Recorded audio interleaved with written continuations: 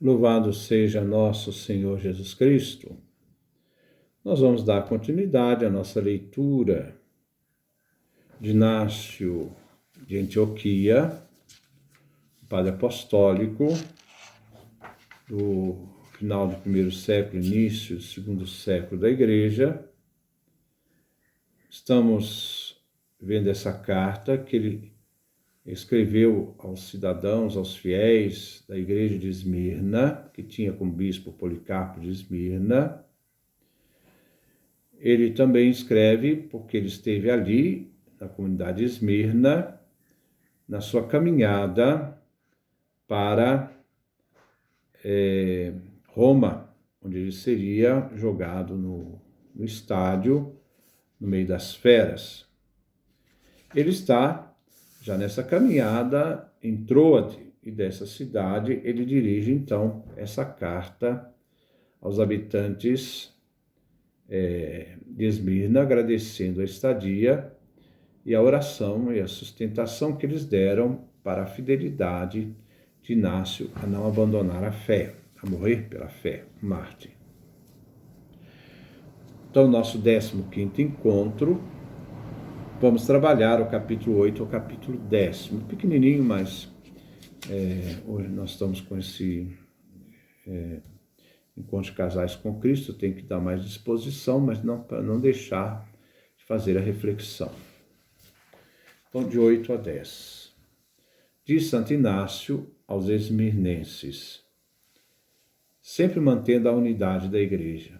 Essa humanidade tão desfacelada, hoje cada um quer ser o dono da verdade, cada um quer ser o salvador da igreja, eles querem ver que eles é que têm razão, fazendo um desserviço para a igreja e para o reino de Deus.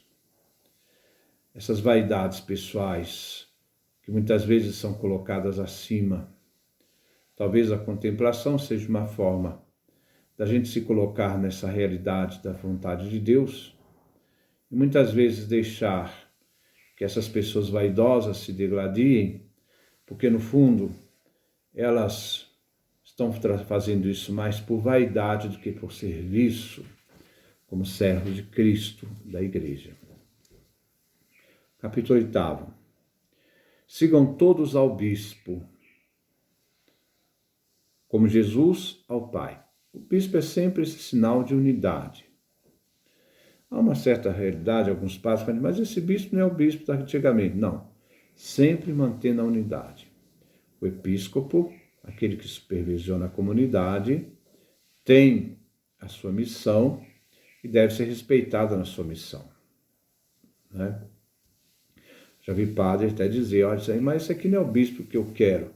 Sim, pode ser o bispo que você não quer, mas é o bispo que você tem. É com ele que você vai criar unidade e vai ser igreja. Sigam ao presbitério como aos apóstolos. Acatem os diáconos como a lei de Deus. Então, manter a unidade é aqueles que servem a comunidade, que exercem o ministério a serviço da comunidade. O Concílio Vaticano II fez uma distinção entre o sacerdócio comum dos fiéis, todos somos batizados, todos participam da mesma dignidade sacerdotal, real e profética, todos. Mas existe o sacerdócio ministerial que está a serviço, é um ministério ao sacerdócio comum dos fiéis. Então, manter essa unidade é um grande desafio. Ninguém faça, sem o bispo, coisa alguma que diga respeito à igreja. Manter a unidade de ação. Por legítima, preste atenção, seja tida tão somente a Eucaristia feita sob a presidência do bispo ou delegado seu. A Eucaristia, para ter a sua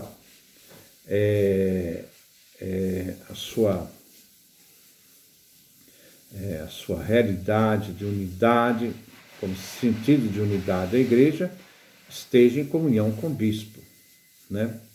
Então, seja então considerada legítima a única Eucaristia onde existe a realidade da comunhão com o bispo, a presidência do bispo.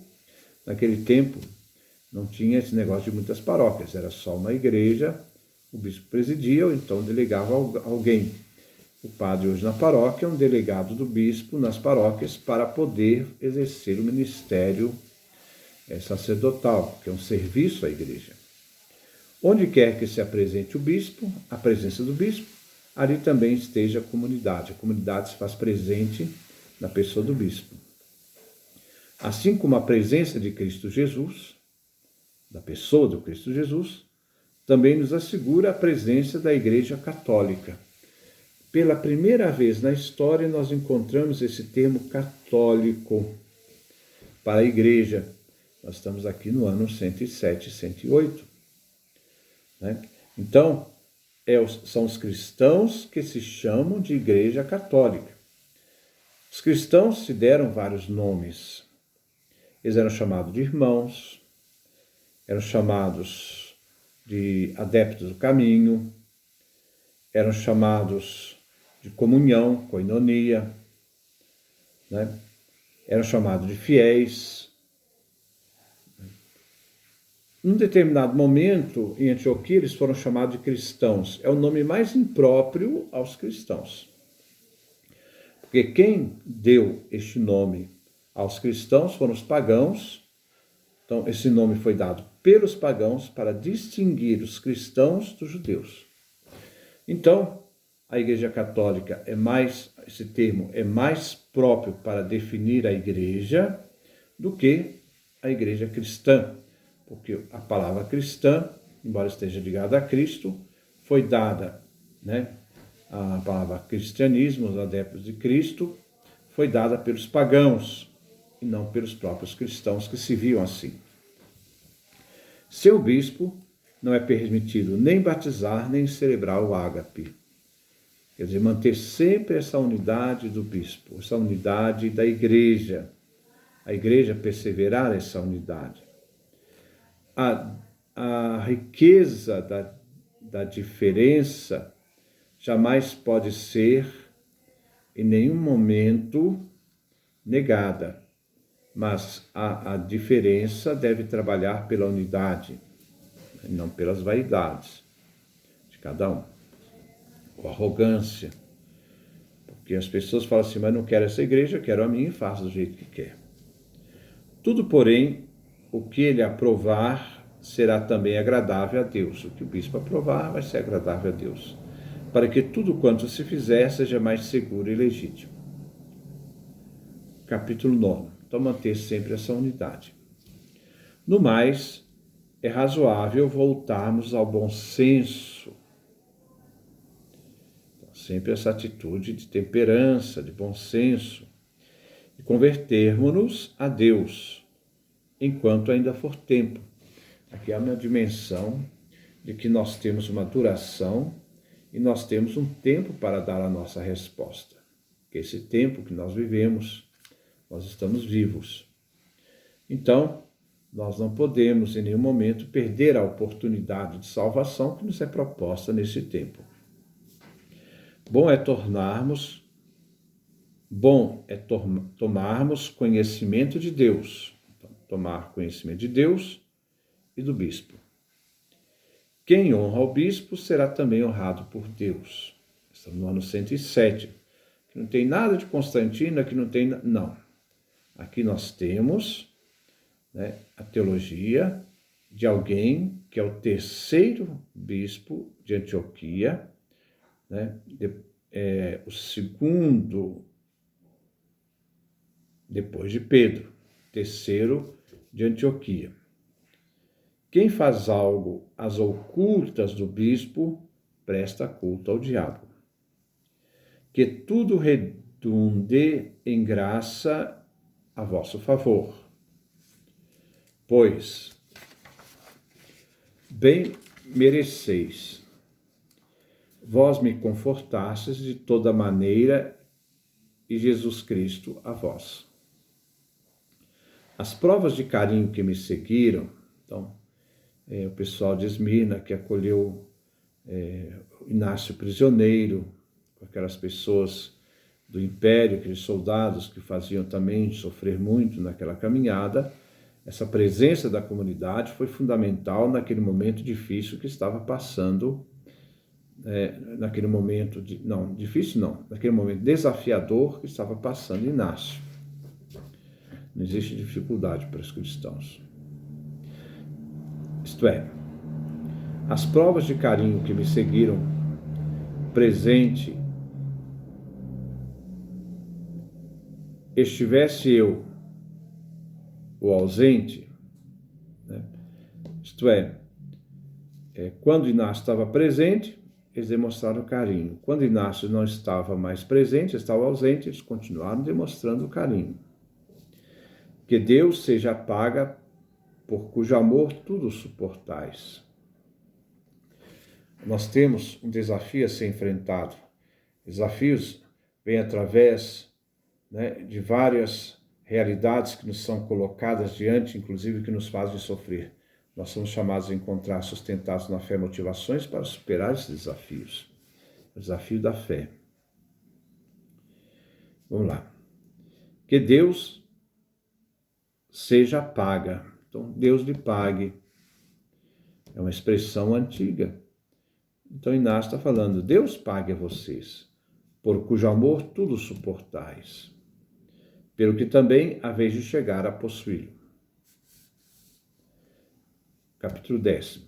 Fizeste bem em receber como diáconos de Cristo Deus, a Filon e Réus Agátopos, que por causa de Deus me seguiram. Né? Então, aos diáconos que foram colaborar para ajudar Inácio na sua caminhada até Roma.